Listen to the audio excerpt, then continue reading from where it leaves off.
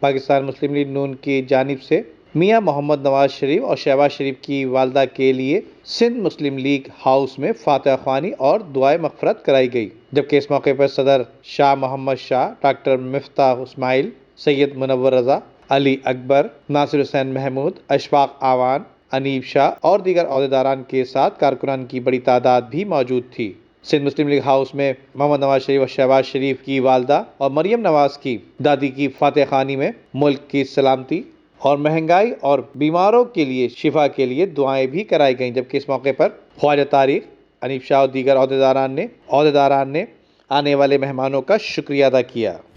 Video کو like کر کے فیس بک اور واٹس ایپ کے ذریعے دوسرے لوگوں کے ساتھ شیئر کیجیے، اور ایسی ہی خوبصورت ویڈیوز فیوچر میں حاصل کرنے کے لیے ریڈ بٹن پر کلک کر کے اور بیل آئیکن کو پریس کر کے ہم سب کے سبسکرائبر بننا مت بھولیے۔